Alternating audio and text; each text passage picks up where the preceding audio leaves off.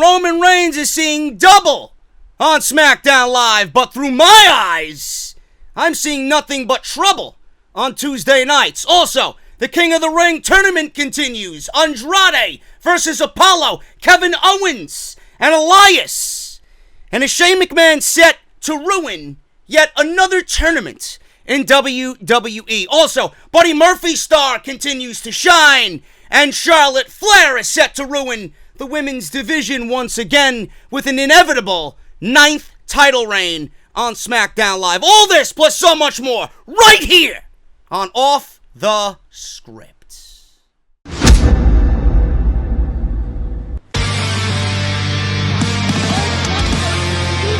This is mine.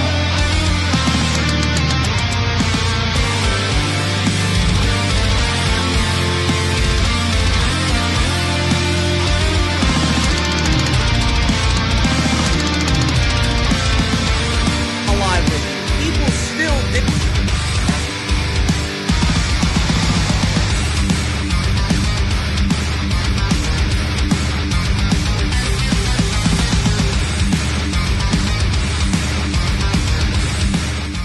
I don't know what everybody else thought of SmackDown Live last night, but I do know I was watching the show, and then after the end of Buddy Murphy and Daniel Bryan, I was saying to myself, man, this is a pretty good episode of SmackDown Live, which has been a regular thing. It's been a regular thing, but then the last 5 minutes happened. And I'm scratching my head, and I'm grinding my teeth, and I'm asking myself, what the hell are they doing? How could anyone look at this show and say, this was a good way to end this week's SmackDown Live?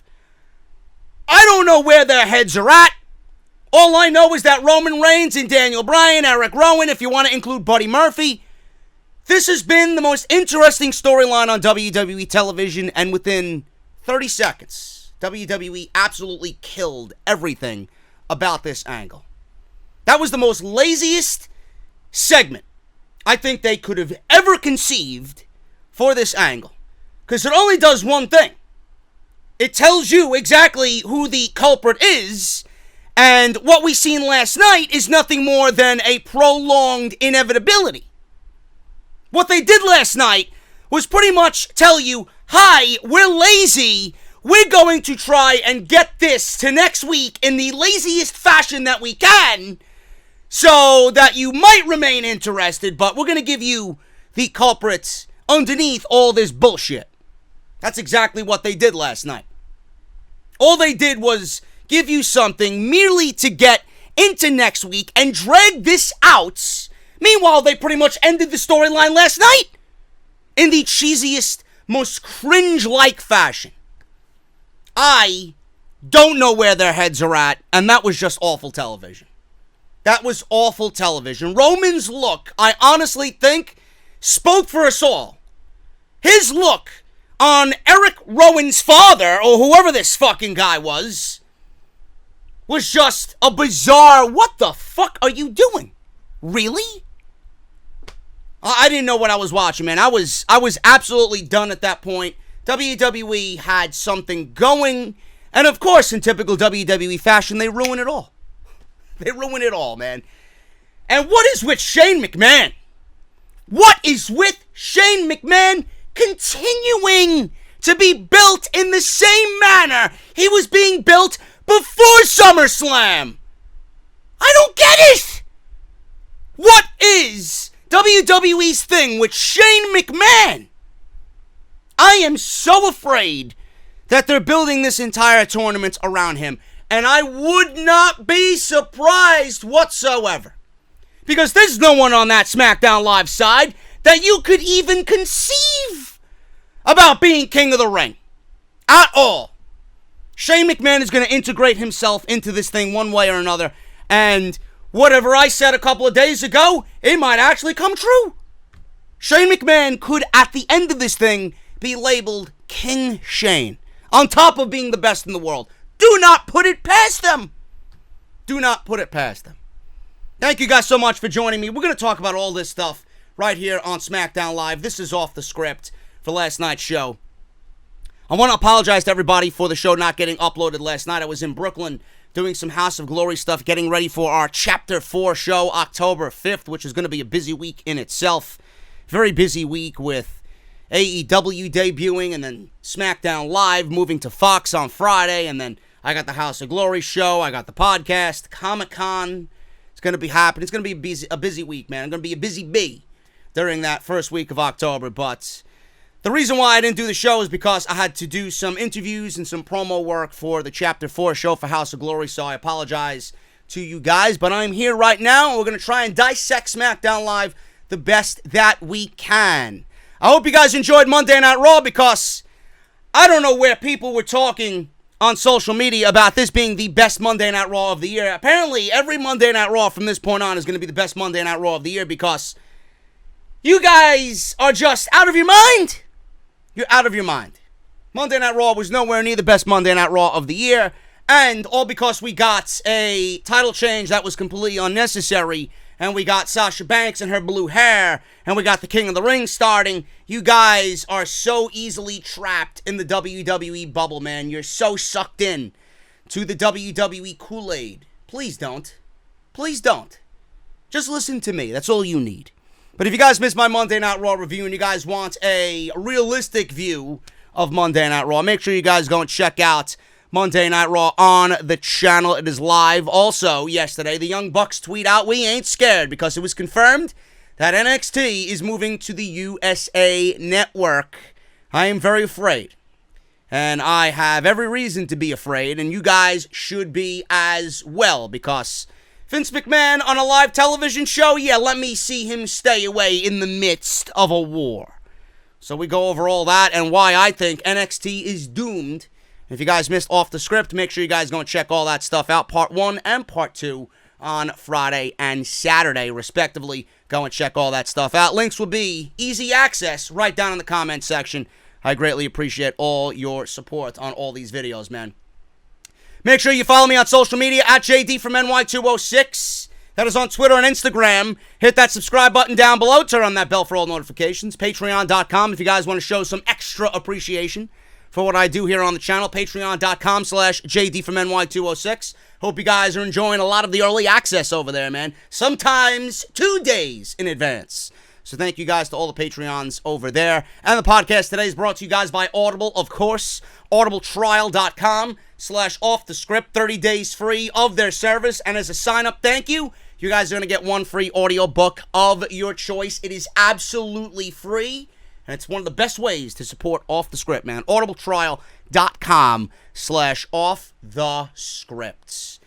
Let's get into SmackDown Live, man. SmackDown Live opened up with Randy Orton, a storyline that I am actually enjoying, because we are starting to see the Viper start to become that dick that we all love, man. Randy Orton operates best when he is a calculating prick. And that is the best Randy Orton, the best version of Randy Orton. He is now aligned with the Revival. WWE, someone in WWE has thought of this plan to align Scott Dawson and Dash Wilder with Randy Orton. Yes, I know. There were comments on Monday Night Raw. "Oh, well, JD doesn't mind. He's always saying attention to detail." Right? I understand that the Revival are a Monday Night Raw tag team, and Randy Orton is a SmackDown superstar. But I can't help the fact that they look good together. How about we do exactly what I've been saying for the last 3.5 fucking years? Why don't you merge the tag team divisions together, and then at the end of the day, this would make sense! Because then you'd have all the tag teams floating between Raw and SmackDown. Right now it doesn't make sense, but they look damn good together. That's all I give a shit about. Why am I going to care about a wild card rule when WWE doesn't even give a shit about the wild card rule? Why should we? They look good together. And a lot of people are saying, well, yeah, the Revival, you know, they're being paired with Randy Orton. This is beneath Randy Orton.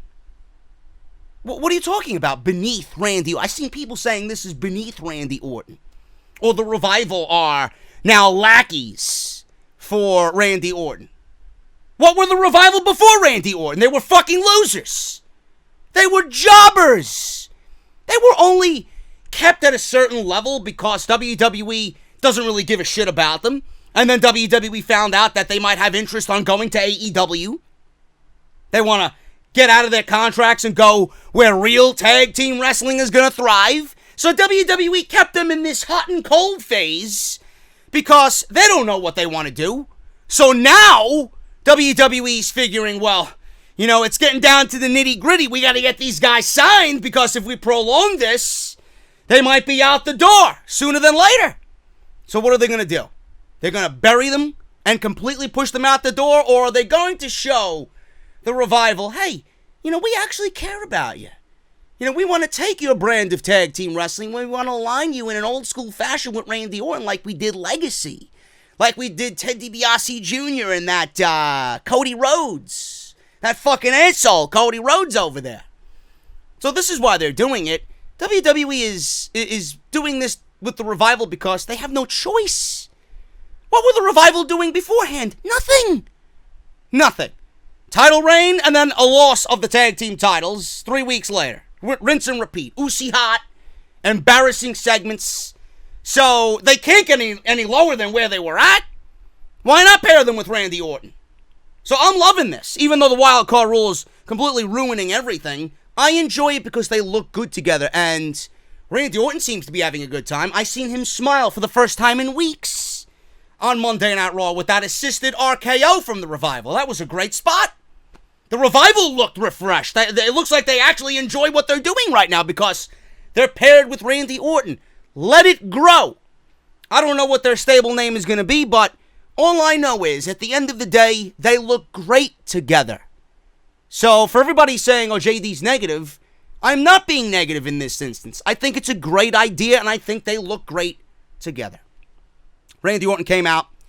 He was in the ring, and he said Kofi Kingston is a liar, and so is your boss, Mr. Orton. Whereas Orton says he speaks the truth. He said Kofi ran from a fight 2 weeks ago in front of his wife and his children at SummerSlam because Kofi Kingston is stupid. Then he tells the fans to shut up, I'm not finished, because they start booing him. He said last week he gave Kofi the opportunity to prove himself, but he got RKO'd twice because Kofi Kingston is stupid. He said they decimated him and the Revival. They decimated the New Day and shattered Xavier's leg, and Kofi watched because Kofi Kingston is stupid. He said every chance Kofi has to prove himself, he fails. He says he is proving that star power of Kofi and the power of positivity will be crushed within the 3 most destructive letters in sports entertainment, RK, and then Kofi Kingston interrupts Randy Orton. I thought the angle on Monday night was very well done. I love the visual of Randy Orton forcing Kofi Kingston to watch the Revival injure Xavier Woods' leg. Correct me if I am wrong. I did some research on this, and I knew it felt familiar on Monday night, but I didn't really go over it in the podcast. Didn't the Revival injure Kofi Kingston 2 years ago when they made their main roster debut up from NXT? Why wasn't that brought up in the storyline? I don't really understand the lack of care as far as WWE trying to portray a story. It's as if they want you to forget history. They want you to forget about an important aspect of the Revival. You know, the Revival have been dead for the majority of their main roster run. That was one of the bright spots in all of their main roster run. They came on to the main roster, and within night 1, they beat the New Day. They beat the New Day on night 1, and they injured, I believe it was Kofi Kingston. So here we are, 2.5 years later, and they're doing the same thing to Xavier Woods, but instead of it being Kofi, they're forcing Kofi Kingston to watch as they do the same thing they did to him to Xavier Woods. Where is this continuity? WWE wants to bring up the past between Randy Orton and Kofi Kingston, and they want to bring up all these things that happened 10 years ago in Madison Square Garden, and they want to bring up Randy Orton holding Kofi Kingston down, but they failed to bring up one of the most important aspects about two key members in this new faction with Randy Orton that are probably going to have a tag team title match at Clash of the Champions. I don't understand that logic. Now, I am terrible with certain things. I'm terrible with names. I'm terrible with dates. But I know my pro wrestling. And I know for a fact that the Revival injured, I believe it was Kofi Kingston, on their main roster debut. And I don't know why this wasn't played up on Monday night and then again on Tuesday. Nothing was mentioned. Michael Cole didn't mention it. Vic Joseph didn't mention it, I don't believe. And Tom Phillips didn't mention it. So it's making me wonder why they want you to forget history for some reason when it could be pertinent to the storyline being told right now. I don't know. I'm not WWE. They do what the fuck they want. And New Day's music interrupted. Orton stopped. Nobody came out. Kofi came up from behind and gave him a Trouble in Paradise. He leaned over and said to Orton, "Who's the stupid one now?" He grabbed the chair, returned to the ring, and then the Revival came out, and Kofi Kingston now gave up the pancake diet for one night and starts wielding a steel chair like a raging lunatic. How much of this Kofi Kingston, how much of this serious Kofi Kingston can we really believe, in this mean, tough guy role? I don't know. I want Kofi to show this a little bit more often. He's doing the pancake thing a little too much. So when he does this, because he does the silly antics so much, it's tough to buy into him.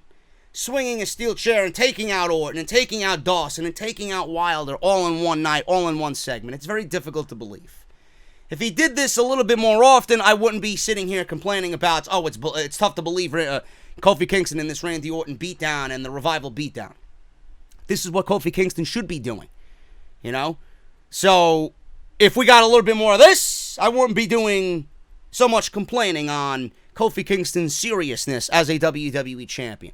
But it was a good segment, and I'm enjoying the pairing of the Revival and Randy Orton, and we'll see where it goes from here. I'm enjoying it so far, and it was a nice way to open up the show instead of the generic 15-minute Shane McMahon promo. Apollo Crews and Andrade, first round King of the Ring match. This was actually very good. I'm glad we didn't get a 3-minute match here with Apollo Crews and Andrade like we got Sami Zayn and Cedric Alexander. Apollo Crews can go, man. Apollo Crews can go. And I'm sure WWE knows that, but for some reason, they don't. And they've not given this guy any opportunity. I remember he went down to NXT not too long ago in a great match with Kushida. He was treated like a superstar. He looked great. He probably looked better than his entire main roster run in that one NXT appearance against Kushida. But Apollo Crews can go, and I wish WWE actually did what was right with Apollo Crews. Hey, we all know he got called up too early. But no matter how good he is, and how great of a match he puts on, WWE is never going to get behind him, and no matter how great he does, it's all for naught. Because you've portrayed him for so long as a loser that anything that he does is just blah. So, even after a great match with Andrade, and in a losing effort, and he looked good, at the end of the night, nobody's going to give a shit.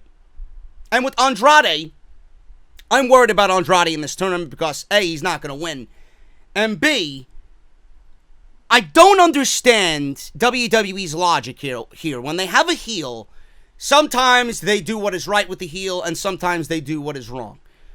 With a babyface, more times than not, they get it completely wrong, and they never get it right. Andrade was so good in NXT. So good. Where he didn't need Zelina Vega to beat a jobber. And Apollo is not a jobber, but on WWE TV, he's portrayed as a glorified enhancement talent. He's lucky to even be in the King of the Ring tournament. Andrade is a superstar. Andrade is one of the best wrestlers, one of the best pure wrestlers on this roster. And every single time I see Andrade in a match, the outcome is always the same. He either loses or he wins because of Zelina Vega interference. You mean to tell me that Andrade is so beneath Apollo Crews that he needs Zelina Vega to beat Apollo Crews in the King of the Ring tournament? Why does the heel always have to go about winning the match in the same way? It's always some cheap outside interference behind the referee's back.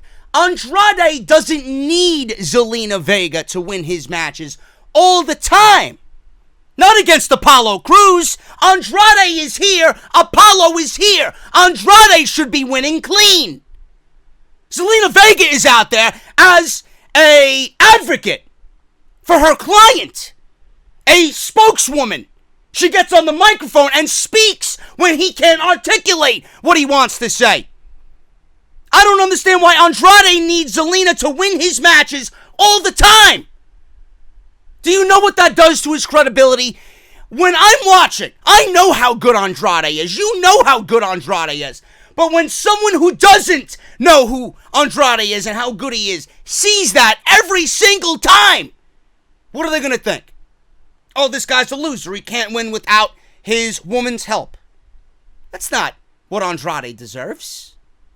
So let's start booking him in a manner where he doesn't need to fucking cheat to beat Apollo Crews. Now, I understand if it was against a Seth Rollins or an AJ Styles or a Daniel Bryan or a Roman Reigns, the upper echelon type of guys in a more important situation, and he can't seem to get the job done. That's when the heel starts using the heel-like sleazy tactics. But in a fucking match against Apollo Crews, I mean, Mojo Rawley beat Apollo Crews in like fucking 2 minutes a couple of months back. You mean to tell me with no interference? With no interference, clean. You mean to tell me Apollo can't get the job done? Just stupid shit like this, man, irks the living shit out of me. Andrade wins. Now, there was a moment in this match where Apollo injured his arm. And I like the fact that they played up the injured arm here. Because Apollo was selling the arm injury, and we had Andrade attempt the DDT, his finishing move. The hammerlock DDT early, but Apollo thwarted that finishing move attempt. So then, through the match, Apollo got hurt, and then when he went to go apply the hammerlock DDT again, there's nothing that Apollo could do because he had the injured arm. So this was a decent showing. It was worthy of being a first-round King of the Ring match, but I don't like the ending in Zelina Vega always assisting Andrade when he doesn't really need it and should not need it. So Zelina held on to Apollo's leg, then Andrade connected with a back elbow, and then the hammerlock DDT for the win. Again, let's start booking Andrade like a credible in-ring performer, where he doesn't need to cheat. Daniel Bryan and Rowan walked this fucking goon, whoever he was. He was covered in a black mask, or a black cloth, a blanket, and he was walking around SmackDown Live backstage. At no point during the evening did anyone question that Daniel Bryan is holding someone captive. He's captured somebody, and he has thrown a black cloth over their head to conceal their identity. Who knows what Daniel Bryan was doing with this guy all night up until the 10 o'clock hour.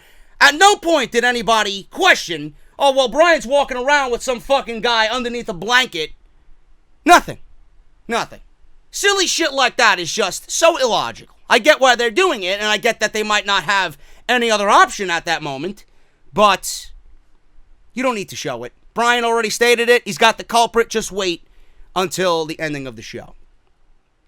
Elias was in the back. He was strolling around. He was wearing his 24 7-Eleven Slurpee with a side of fucking hot dog title. He was in the back, and he sees John Cone, the referee, disguised in a jacket and a baseball cap pulled down so you can't really see his face. Kind of resembled John Cena a little bit with the hat all the way down. So Elias knew who this was. He asked John Cone to take the hat off, took the jacket off. Elias asked, where is he? Where is he hiding? So John Cone points into one of the production crates, and out comes Drake Maverick. So Elias grabs Drake Maverick by the throat, and he pulls out a note. Like a principal giving a detention pass, or something along the lines of that. something Saved by the Bell related. Zach pulls out a get out of detention card, and Mr. Belding is all upset. So he grabs Drake Maverick by the throat, and he shows him this note, and it reads that Shane McMahon has suspended the 24/7 title rules because of Elias wanting to concentrate on the King of the Ring tournament match he has with Kevin Owens.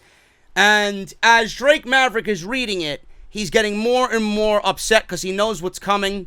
He doesn't read it all the way, but he knows what the context of the letter says, which was a nice little attention to detail touch. And logic.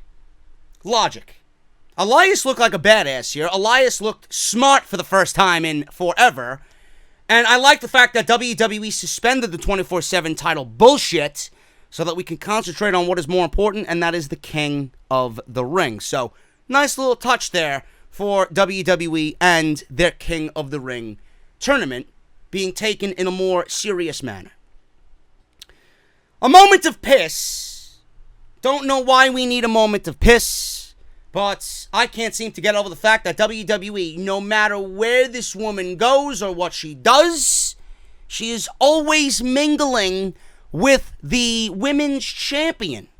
Or she's always mingling in the women's championship picture. I don't get it.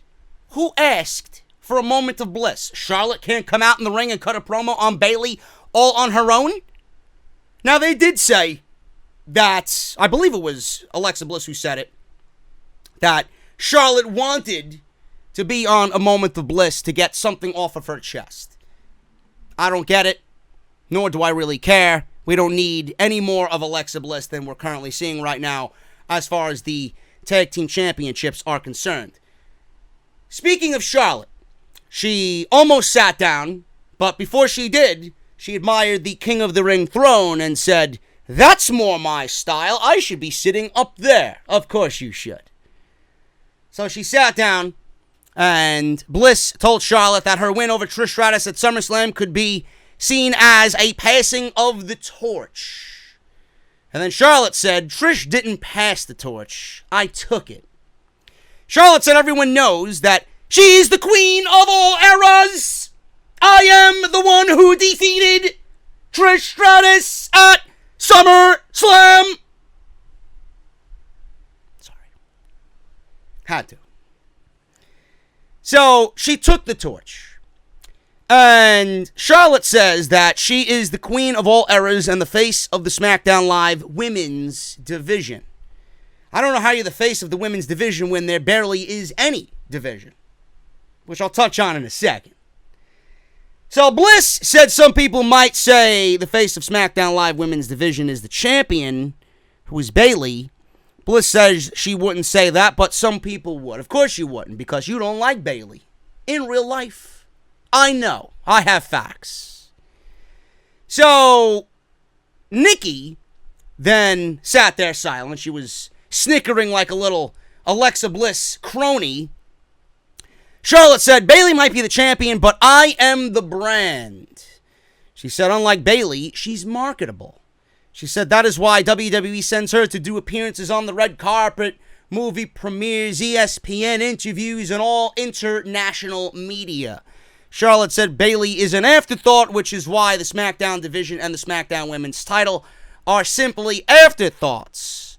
Let's bury Bayley for absolutely no reason. Now, we all know that someone in WWE, more than likely Vince McMahon, doesn't see anything in Bayley. I can understand the lukewarm reaction to Bayley. I get it. I love Bayley. I love what Bayley did for NXT. I loved Bayley in NXT. They seemed just to get it right. But for some reason, it's as if WWE didn't know how to handle someone the likes of Bayley on the main roster because Bayley doesn't fit their initiative. Bayley isn't blonde. Bayley isn't, I would say, plastic. And this is the truth, folks. I'm going to go on another one of these Barbie doll blonde rants. The reason Bayley gets shit on is because she's not one of them. And Bayley, I am sure, through all the reports that you heard, whether she is being talked about in this manner or not, Bayley is very outspoken, I am sure, backstage. I am sure Bayley has said things and, kind of hinted at shit on social media about her displeasure or whatever they had her doing from January up until April with the tag team titles. I'm sure something was said. I'm sure something was done. Just the mere fact that WWE did what they did to Sasha and Bayley, that speaks volumes. And Bayley's association with Sasha Banks is definitely a factor in this thing because WWE isn't really all too high on Sasha Banks. They need to be high on Sasha Banks. If they didn't need Sasha Banks, then they wouldn't be giving Sasha Banks the preferential treatment right now. Bayley isn't blonde. Bayley isn't one of them. Bayley has said things and done things because she is against the machine and against the agenda. So the fact that they buried Bayley here is not surprising. And I want you guys to go back and watch this and listen to Alexa Bliss and see Alexa Bliss snickering and kind of throwing cheap pot shots at Bayley. All that's real. All of that's real. Bayley doesn't like Alexa Bliss, and Alexa Bliss doesn't like Bayley. There's real life heat between Alexa Bliss and Sasha Banks. Bayley and Sasha Banks don't like Alexa Bliss. It's one big ordeal. I don't need to go into detail. I know. I've heard people who I work with, and I've heard people that I am close with in the community, that this is all fact. The fact that WWE is burying Bayley here is not surprising. ESPN interviews and movie premieres, red carpets, international media. Yes, WWE wants Charlotte to do that because Bayley is not Charlotte. Bayley is too girl next door. Bayley is too, innocent. Bayley doesn't really reach that type of demographic where WWE can put Charlotte Flair in that because she's blonde and she's got big breasts and she's tall and she's just the model of what WWE sees in a female performer. WWE doesn't see a pro wrestler in that manner in Bayley, someone who could do all that shit. And it's sad. And we all knew that when Bayley won the championship that it was inevitable this was going to be. Ever since Bayley won that title, it was a foregone conclusion that she was keeping that title warm for Charlotte Flair. Now, I still don't get how Charlotte Flair could get a title shot. I wish that they would do more to get Charlotte a title shot. She beat Trish Stratus. Great. Trish hasn't done anything in 8 years. Beating Trish Stratus is not that big of a deal in my eyes. You beat a legend. You pass the torch on to Charlotte Flair. That doesn't really factor into the overall grand scheme of a title picture. She beat Ember Moon. What does beating Ember Moon have anything to do with a title shot? Charlotte Flair could have applied a figure eight to a fucking plastic bag, and it would have been the same thing as beating Ember Moon. It doesn't matter. So here we are again, pretty much nonchalantly getting Charlotte a women's title match by doing absolutely nothing. But then again, who is there left on the roster? The women's roster is so thin right now that WWE has no choice. And to make Clash of Champions the most, I would say, must-see that it can, you're going to do Charlotte and Bayley because that's the only match that you have left. And what happens when Charlotte beats Bayley and gets a 9th title reign? What happens then? Who does Charlotte go up against then? You've already buried Ember Moon to a point where she cannot be any deeper in shit. Bayley's going to be out of the title picture. You've seen it once, you've seen it twice, you've seen it 3 times. Nobody wants to see it again. And after Bayley loses the title, what interest is there going to be in Bayley and Charlotte Flair again for the Women's Championship? What else do they have to feud over? What else do they have to go at each other with? Nothing. You got Mandy Rose, you got Sonya Deville, you got Naomi. All of these women have been just penalized in some way to a point where they're irrelevant on TV. Nobody that goes up against Charlotte is going to be believable at all. And I don't know where WWE goes from here with the women's division. Unless they either A, have a shakeup and get some new opponents on SmackDown Live for Charlotte Flair. B, do a complete draft and just shake up everything from the bottom all the way to the top. Whether they call up an NXT, woman from that roster. Maybe a Candice LeRae, maybe Bianca Belair, maybe a Shayna Baszler. I don't know. Or better yet, how about they merge both divisions and both divisions can be shown on Raw and SmackDown without any shitty wild card rule? Where do they go with Charlotte Flair after this? All I know is wherever they go, I don't want to follow because I know it's not going to be interesting. Going back to Alexa Bliss and Nikki Cross, same thing with them. They have the tag team championships. They beat the Iconics. They beat the Kabuki Warriors. And yes, Asuka is still around, but do you think WWE is going to make Asuka into this credible threat against Charlotte Flair? You think WWE is going to make Kairi Sane into a credible threat against Charlotte Flair? Yeah! In our eyes, yes, that's the right move. But they won't do that. You have Alexa Bliss and Nikki Cross beating the Moronics, the Kabuki Warriors, and then Fire and Desire. How many other teams are there for them to beat? There are no other teams for them to beat. So with NXT moving to USA Network, I could see all these brands becoming equal playing field, equal level. I could see WWE randomly throwing a team together from NXT. It's great, but I don't see Alexa Bliss as NXT level. She's going to have to step her game up miraculously if she wants to be in the fucking ring at Full Sail University and compete on an NXT show. I don't see that happening anytime this year, or ever, for that matter. Nikki Cross, yes. She could be in NXT.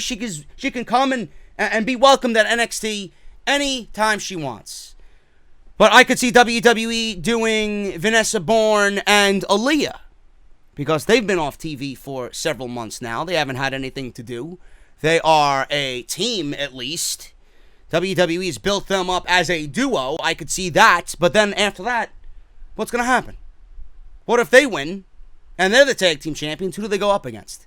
If Alexa Bliss and Nikki Cross beat Vanessa Bourne and Aaliyah on NXT, who else is there? There's no other teams legitimately in the division for you to put up against Alexa Bliss and Nikki Cross. This is why I stated from day one that the women's tag team titles are going to be irrelevant because there's not enough depth in the women's division. There's not enough credible teams in the women's division.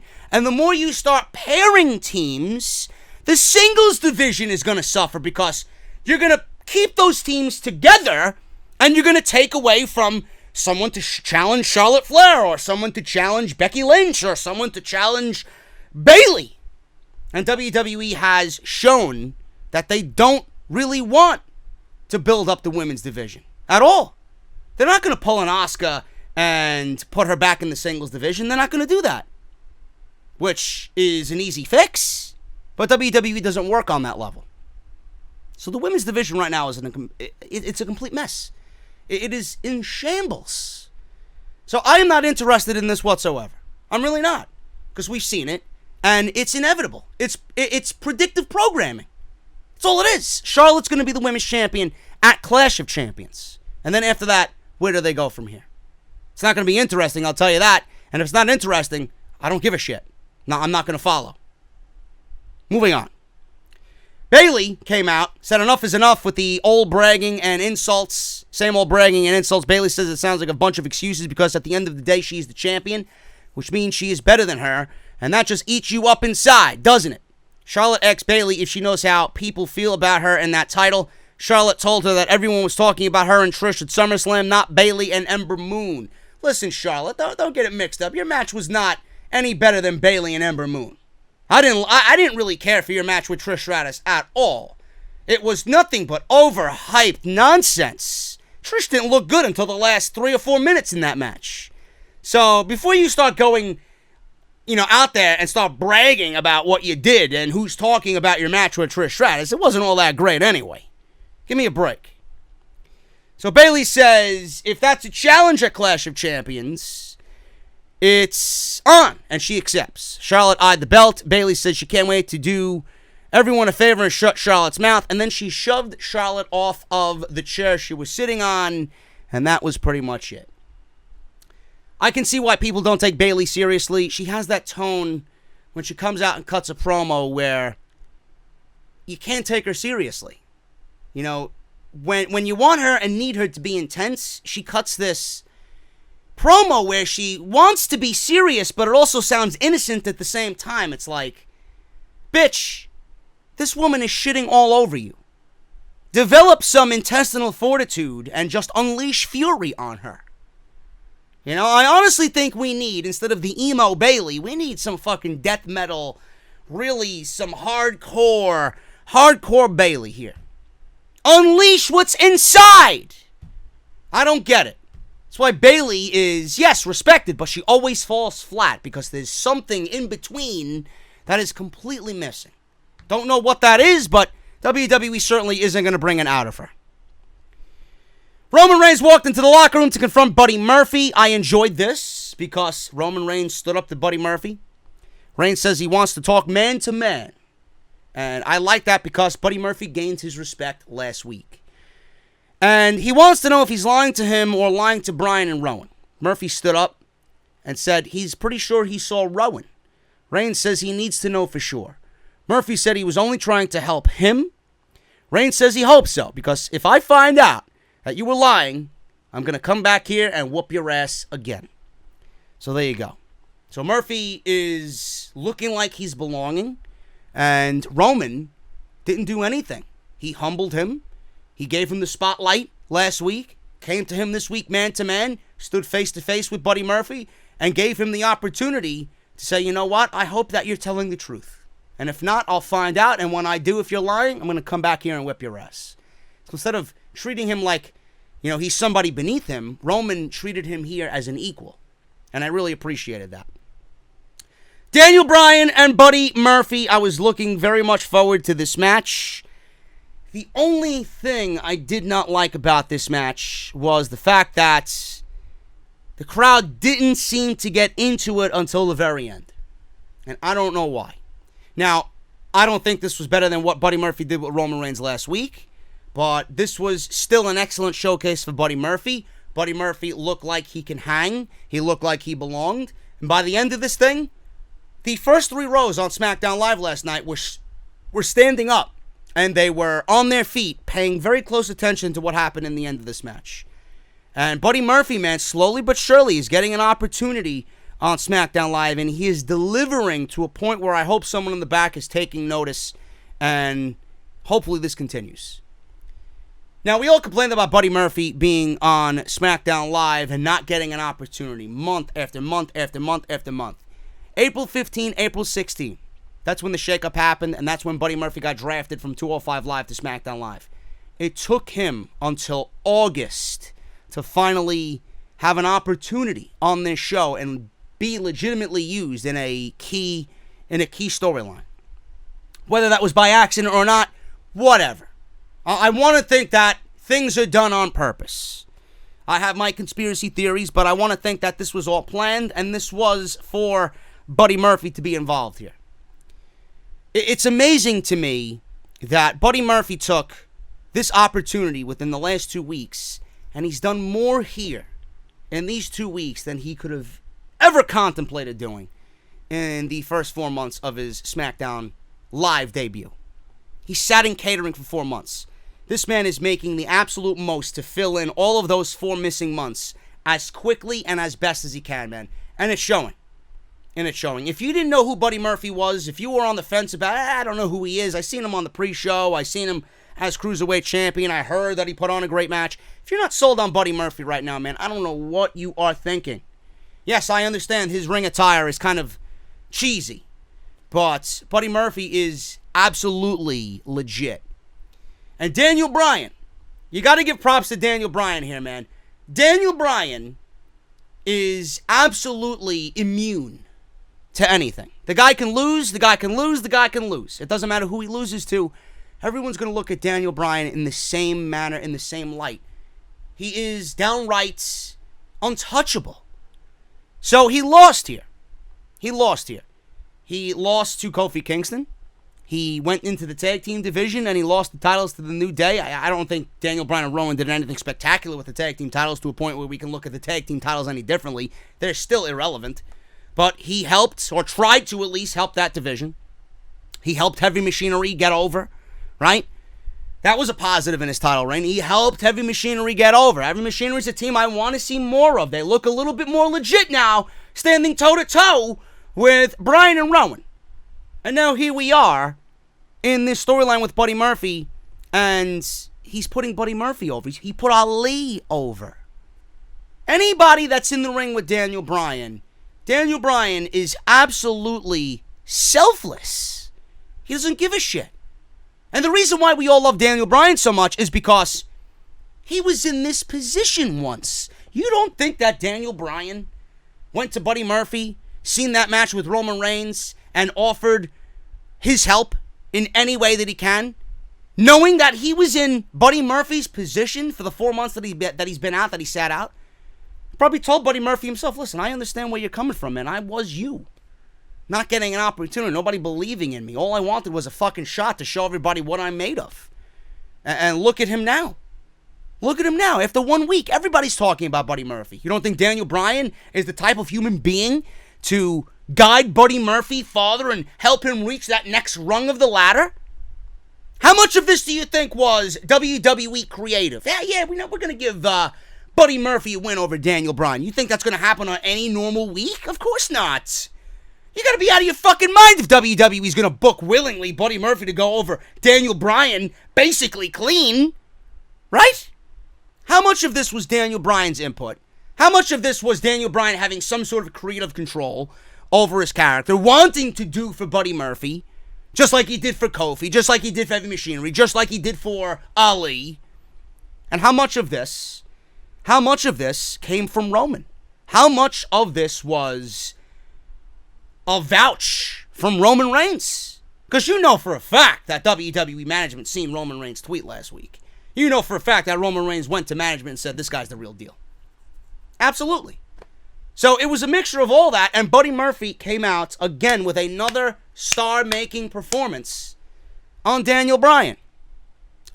So we go to the match here towards the end. Bryan had draped his foot over the bottom rope. There was a nice exchange of rapid-fire strikes. Crowd was really into it at this point. Murphy backslid Bryan into a 2 count, then delivered a brainbuster, beautiful brainbuster for a near fall. Bryan draped his foot over the bottom rope to stop the count, and Rowan gets on the apron. And he didn't really interfere in the match, but he wanted to make sure that his guy was out there. Listen, his foot's on the rope. You got to pay attention. My guy's foot was on the rope. I hope you caught it. Don't do it again. So Rowan stood on the apron yelling at the ref about that. Murphy didn't like that Rowan was on the apron. So Bryan then rolled Murphy up from behind. Murphy shoved Bryan into Rowan. Murphy super kicked Rowan, because why wouldn't he? He doesn't trust Rowan on the outside. This guy just beat the shit out of him last week, so get rid of him. I got a match to win. Then we get Murphy's Law. Knee strike, Murphy's Law, and that was it. Buddy Murphy wins basically clean over Daniel Bryan. I love it. So WWE then goes to commercial. And we get Buddy Murphy being interviewed by Kayla Braxton. Out of nowhere comes Bryan and Rowan, and they beat the shit out of Buddy Murphy before he can even get a word out in this interview. We have Rowan doing the claw slam on Buddy Murphy on top of the production crates. They beat the shit out of him. And I love the attack. I do love the attack. And I hope that WWE plays this attack into what Buddy Murphy has going on next week. If Buddy Murphy showed great matches with Roman Reigns and then Daniel Bryan, and then goes into a King of the Ring match and then loses to Mustafa Ali, that's a match realistically that you need to have both of those guys win. And obviously, not both of those guys can win. One of them has to lose. I like this attack for one reason and one reason only, and I hope that WWE plays this into the Buddy Murphy overall grand scheme of things. You can't have Buddy Murphy beat Daniel Bryan and then go into a match with Ali and then lose. Yes, it makes Ali look good, but Buddy Murphy is on a string of momentum here. You have to keep him on that momentum. Have this attack factor into the King of the Ring match next week. Play it up.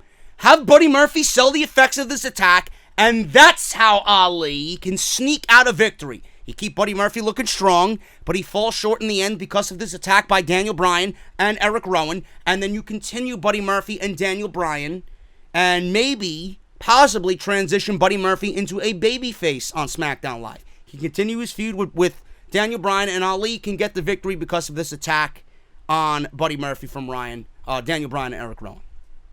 That's it. I hope that's the case. I know that might be a little bit too logical for WWE, but that's what needs to happen because I'm worried about next week. I'm worried about Buddy Murphy losing, and I don't want to see him lose.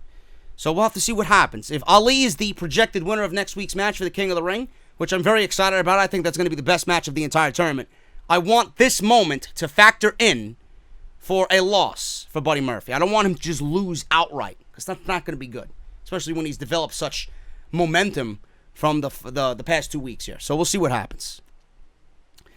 The Revival made their way, and they were selling the injuries or the effects of, again, see, attention to detail. Kofi Kingston swung a steel chair like a raving lunatic, and he beat both Dash and Dawson, and they came out wearing tape around their ribs.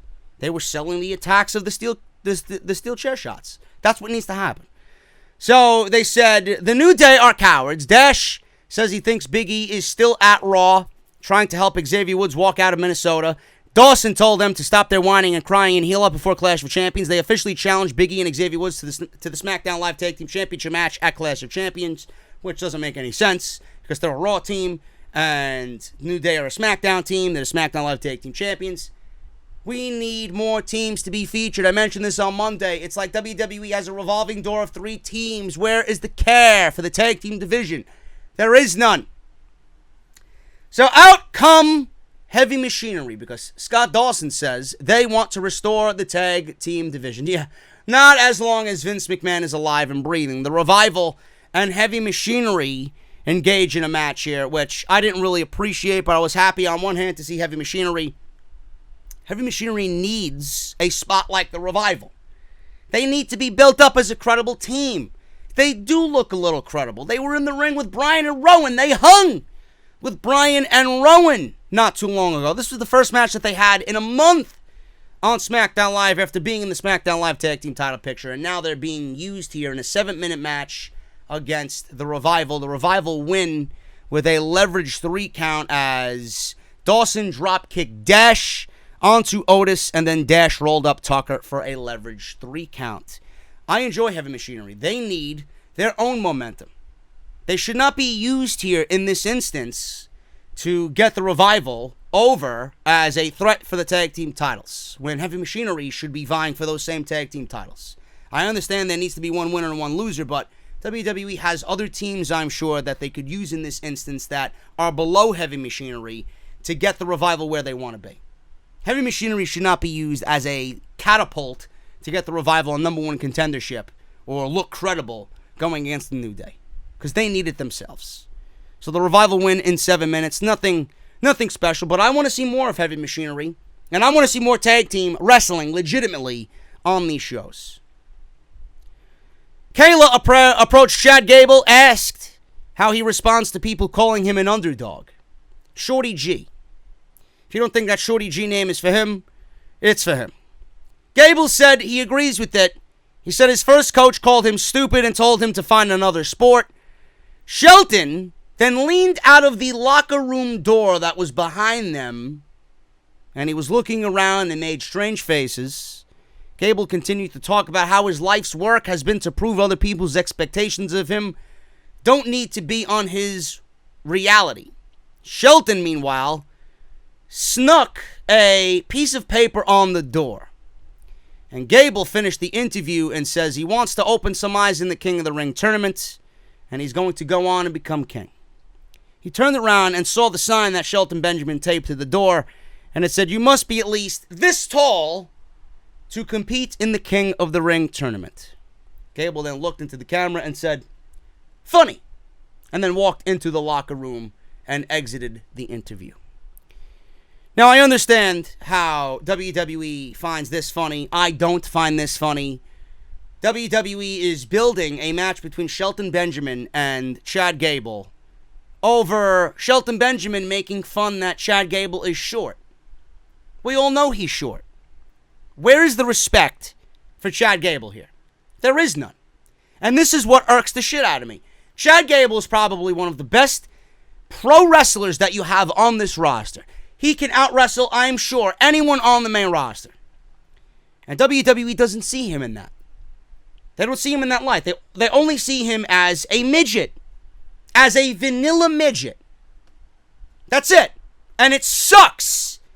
Because the real story here should be Shelton Benjamin and Chad Gable. Well, I don't know. They're former tag team partners. They didn't really have great success as a tag team. Shelton should take, I would say, great frustration because of their failed tag team experiment out on Chad Gable. And they should build this match about them being former tag team partners and not so much about Chad Gable's height. And making Shelton Benjamin look like a comedy act when we all know he can wrestle just as good as Shelton Benjamin. This is one of those matches that has the capability and the potential to be a breakout match in this tournament, and WWE is building it through comedy and mocking Chad Gable over his height. That sucks.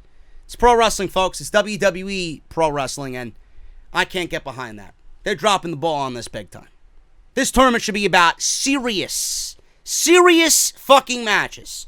And they're building this match over fucking height issues. Give me a break. Miz was in the ring. We got Miz TV with Sami Zayn. He said Sami required this for him because he was curious to know why he flipped out on Monday Night Raw. There was a WWE.com exclusive where Sami Zayn was throwing around curse words after his loss to Cedric Alexander in 3 minutes. So Sami came out here and said he doesn't care about The Miz or his Miz TV show. He needed some TV time. Miz says, Sami, you've done a lot of losing lately, and you've had a lot of time to think lying on your back staring at the lights. Sami said, for once in Miz's life, he's right. Sami then said that he's been losing match after match after match, but after last night on Monday Night Raw, he's seen an epiphany. Said he's got caught up in this trap that people like him often get caught up in, and the parasites in the crowd get caught up in. He said it is the WWE trap of greed and ambition. He said his success has always come from fighting for bigger causes than himself and for what is right. He said the path to redemption for him is through altruism and other people. He said there are so many people on SmackDown who need his help. Miz asked who. Sami said one of them is about to come out right now, and Shinsuke Nakamura came out. So Miz says, why associate yourself with Sami Zayn to Shinsuke Nakamura? Sami Zayn told The Miz, what language does he expect him to answer in? Shinsuke is Japanese, and he's a poet and an artist, but he can't articulate what is in his heart and in his soul. He said he understands because he too is an artist and a poet. He said he and Shinsuke have a bond and always have. We are two sides of the same coin. Now, I listened to Tom Phillips on commentary here, and they actually did bring up the fact that these two have a vast history with one another. That they had WrestleMania 32 weekend, NXT TakeOver Dallas. Tom Phillips said it was one of the greatest matches he's ever seen. Probably one of the best debuts that this company has ever had. And Shinsuke Nakamura and Sami Zayn. One of the best NXT matches of all time was that match. I'll never forget it. I watched that match over and over again, man. Unbelievable match. That's the Sami Zayn and the Nakamura that we miss and, more importantly, want back. But he said from now on, he will speak for Nakamura. Miz asked, Shin, are you really going to let Sami Zayn speak for you? Nakamura then pointed at Sami, and I guess he is. Sami said Miz doesn't get it. Nakamura hit Miz from behind with the IC belt and then delivered a series of knees. Sami pulled Nakamura off the Miz, but Nakamura pushed past him and went back on to attack. Sami told Nakamura that was perfect, but it's enough. Sami Zayn then looked down at the Miz and smiled. Then he tried to help the Miz up. And then Shinsuke Nakamura delivered a devastating Kinshasa, and I love the visual of the Miz knocked out. His tie was draped over his face as he lied on his back looking at the lights. Sami Zayn is a loser. We all know that. He's not really a loser, but in WWE's eyes, he's a loser. He's nothing but a jobber. Sami Zayn as a spokesman, Sami Zayn with someone who has the skill to articulate almost as good as anybody in the WWE, as a spokesman for Nakamura, that could get major heat on Nakamura as a heel. I don't mind that. I like the fact that their history was brought up. I like the fact that they are aligned in some way. So in some way, it does make sense. It feels forced. It feels like WWE has no other direction for Sami Zayn or Nakamura outside this, but I'm going to give it some time. There are negatives to this as well. A, babyface Miz is garbage. I don't want to see babyface Miz. I hate babyface Miz. He's not interesting. He is reach for the remote, change the channel type garbage. And outside of all this, I don't want to see him get another IC title reign. Because you know that's where this is headed.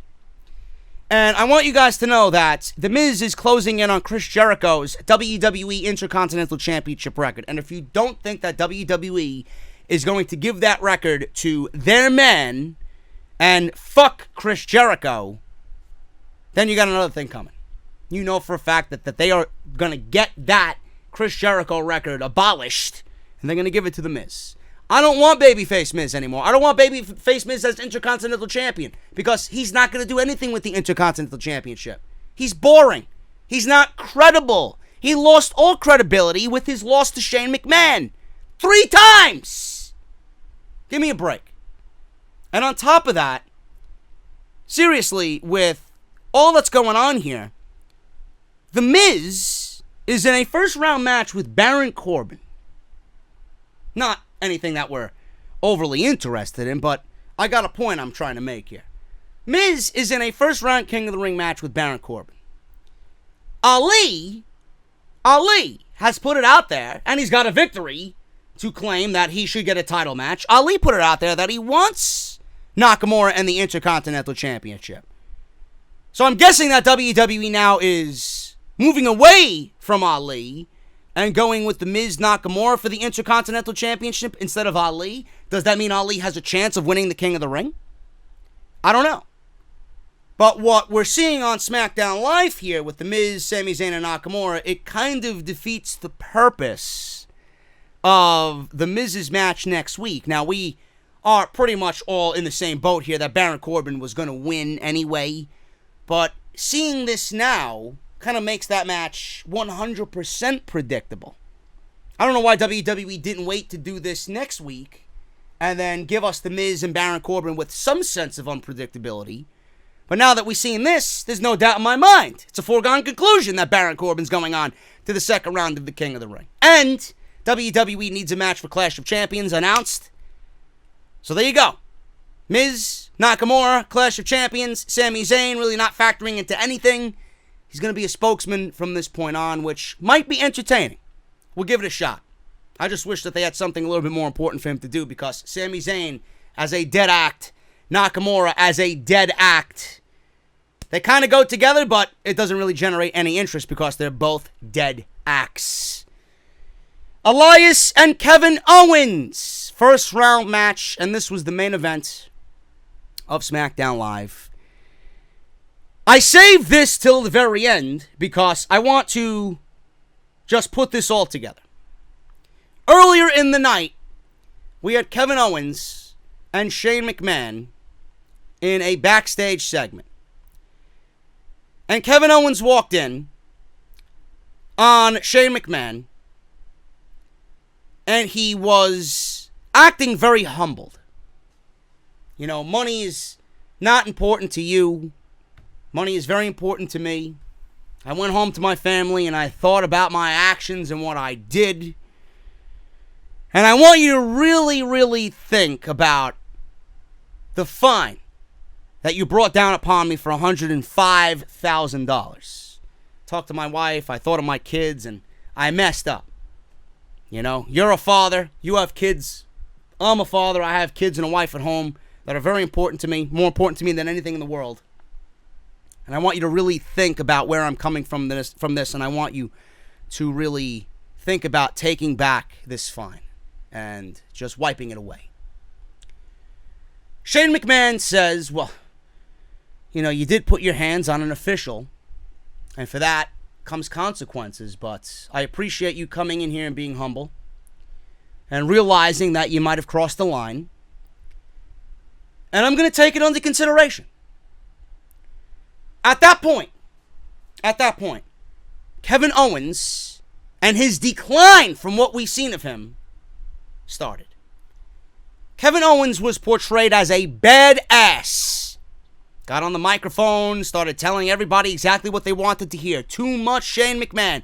Shane McMahon throwing around his authority. Shane McMahon taking opportunities away from half of the roster on Tuesday night. Then he goes into the pay-per-view.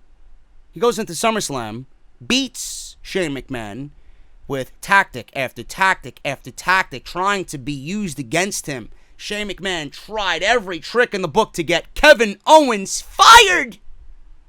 Kevin Owens came out and acted exactly like a badass rebel babyface would. Defiant, not giving a shit.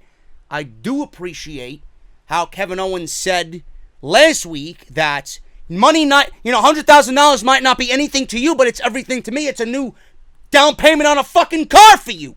Or it's a new car for you. It's a down payment on a house for me. And he was very rebel-like. He threw a fucking chair at the TV. Stormed out of the office. This week, the Kevin Owens character is portrayed as a pussy. A pussy! Why? Why would you have Kevin Owens be defiant all these weeks and then all of a sudden be humbled and, all right, Shane, I will do as you say. I will do your bidding. Please take away the fine. I am sorry. Why would you have him do and say that? Why would you even trust this man? He tried to get you fired. If you want a fucking fine, the fine should be looked at as a fucking slap on the wrist. He tried to get you terminated. He tried to leave you without a job. I don't get the logic with these baby faces, man. WWE makes their baby faces look absolutely fucking stupid. Stupid. So we go into the main event. We got Elias and Kevin Owens. So Kevin Owens, first round match, I thought Kevin Owens was going to advance. My prediction was Kevin Owens goes all the way to the finals and then gets screwed by Shane McMahon. They got that out of the way right away. They said, well, we're not going to wait till the ending. We're just going to fuck you over right now and get it over with. So where does this leave Kevin Owens in the Clash of the Champions pay-per-view when he's the hottest was the hottest babyface on the entire roster? Elias wins in 12 minutes. Now, this match was painfully boring. I did not give a shit about anything here because I am not sold on Elias whatsoever. So anything that Elias does, I just don't care. Elias, by the way, came out with new theme music, which I really wasn't paying attention to, but I knew it was different. I don't know if that's because they're gonna give up on the "Hello, I am Elias" and everybody interrupting him because it's old. Maybe they're just gonna have him make a regular ring entrance from now on with some new theme music. So we'll see how that grows on me, but I wasn't a big fan of it immediately. So Kevin Owens is in the ring, and out comes Shane McMahon. He sits by ringside. Of course he does. I don't know what Shane McMahon's doing out there. All he needed to do was sit in the back and think about maybe taking the fine away. So he sits out there, and he eventually gets involved. Shane McMahon gets into the ring when Kevin Owens did. Elias hits Kevin Owens from behind. Kevin Owens fired back with a super kick. Kevin Owens went for a stunner. Elias shoved him, but Shane McMahon was on the apron. Kevin Owens stopped short because he did not want to knock another official on his ass. So he's like, okay, I'm not touching you. So he almost ran into Shane, stopped short. Elias then caught KO with a roll-up, and Shane came in to make a lightning fast 3 count because he had a referee shirt underneath. So he got in the ring, seen an opportunity to fuck Owens, and he fucked him. 3 count. 1, 2, 3. Saxton said KO was cheated. Phillips said this is ridiculous. Otunga was there for Corey Graves. He said, how was he cheated? Playing the role of Corey Graves. Poorly, I should say. Elias advances to the second round of the King of the Ring, and Kevin Owens is eliminated. I don't get it. I don't understand the need for Shane McMahon to continue to be pushed on TV. Shane McMahon is being built up in the same manner that he's been built up over the entirety of this summer. He lost at SummerSlam. He lost a match to Kevin Owens in which it should have been the end for the rest of the year at least. Because them keeping Shane McMahon off TV forever, forget about it. I got a better chance of Tony Storm giving me a fucking blowjob later this afternoon. Not happening. It's not happening. Shane McMahon was built up as the biggest heel on the roster. He lost at SummerSlam, which should have been the end. And now they're going back and building his momentum up again by these nefarious acts on Kevin Owens. I don't understand. This should be over. And yet Shane McMahon is still here. His man is in the second round, and it gives me fears. It gives me cold chills. Because I don't see anyone on SmackDown's side, unless it's Buddy Murphy, unless it's an Ali. Chad Gable's not winning the fucking King of the Ring. Shelton Benjamin's not winning the King of the Ring. Andrade's not winning the King of the Ring. They haven't shown any reason whatsoever to these men. They haven't done anything at all for anyone to believe they have a chance in this tournament. Elias could very well go to the finals. He could go to the finals. The finals are taking place. The finals are taking place at Clash of Champions. Elias could very well be in the finals of this tournament. Elias could then give way because he is Shane McMahon's lackey. Shane McMahon can pull the same thing that he did at Crown Jewel on Dolph Ziggler, on The Miz, right? When The Miz and Dolph Ziggler were in the finals of the Best in the World tournament, he can pull The Miz out of the tournament because he's Shane McMahon. He can do whatever he wants. Elias is not going to fight like The Miz did. Elias is going to willingly give Shane his spot. Shane could go up against a Cedric Alexander. Shane could go up against anyone on the SmackDown side. Shane could be the king of the ring because Elias gave Shane McMahon the tournament. Imagine if WWE built up this entire King of the Ring tournament for Shane McMahon to only be added to the finals, not have to compete in the entirety of this tournament, and then be gifted the crown, the scepter, and the throne. Man, I don't want to give WWE any bright ideas, but I would not be shocked if that is the case with them in this entire tournament. Because you know this tournament was done for one reason, two reasons maybe, ratings, a ratings grab. But one reason and one reason only, and that is to revolve this entire tournament around one thing, to get someone over. Can you imagine that one person being Shane McMahon?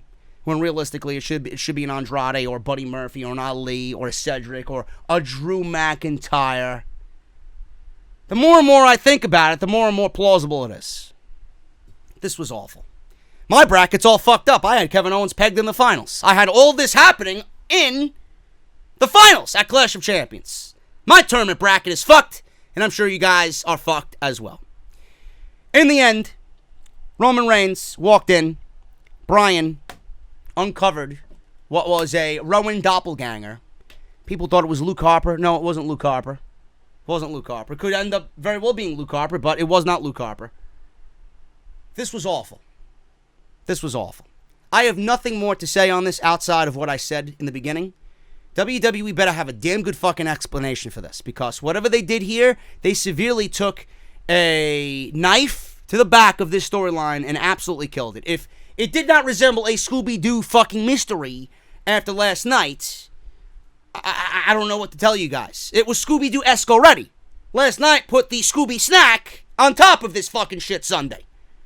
It's like, oh look, it's Mr. Jenkins, you know? Scooby-Doo. There's the culprit right there. What the fuck is this? I thought you said it wasn't Rowan. It wasn't Rowan. It was this guy who looks like Rowan. I understand that WWE is prolonging this, but all I see here is WWE clueless to the fact that they don't know what the fuck they're doing. They don't even have a culprit that they have in mind. They don't have anybody that they want to frame. They want to prolong this because they did this because they want to prolong it because they have nothing else to do as far as the storyline goes, as far as TV. Next week, they have nothing planned, so they figured they would do this as an easy out. Oh, yeah, we got the culprit. It's this Eric Rowan doppelganger. WWE doesn't have the culprit. They don't have any plans. They did this because it was their way of telling you without directly telling you, hi, everybody loves this angle. We know that you're interested in the angle, but we have no plans for next week, so we're going to prolong this shit. And we're going to take the nearest guy that looks like Rowan with a big beard and a bald head, and we're going to say, oh, well, Rowan was not there. It was this guy who looked like Eric Rowan. It's pretty much WWE telling you that, hi, we have nobody in mind for the culprit position, so we're going to get out of this in the cheapest way possible. And WWE, I guarantee you, lost a lot of interest in this angle by doing what they did last night. They better have a good explanation for this. The only explanation I have is that WWE doesn't have anybody as the culprit. They have no idea what they're doing. That's something that I was genuinely interested in. And the more I see it, the more I lose faith in WWE. But this is standard WWE. The more that they do something and the more that you have interest in it, the less interested you are at the end. Mixed with the Kevin Owens situation and then this, the last 10 minutes of SmackDown Live completely ruined the show for me. Just silly garbage. Anyway, guys, I'm getting out of here. Thank you guys so very much for all your support. Hope you enjoyed the video. Let me know what you guys think down below, and I will see you all tonight for NXT. Thank you guys so very much. Hit that thumbs up. Check out all the other videos that you might have missed on the channel. Links are down in the comment section, pinned at the very top. And I'll see you guys right back here tonight for NXT, where we will continue talking about the move of NXT to the USA Network. See you guys then.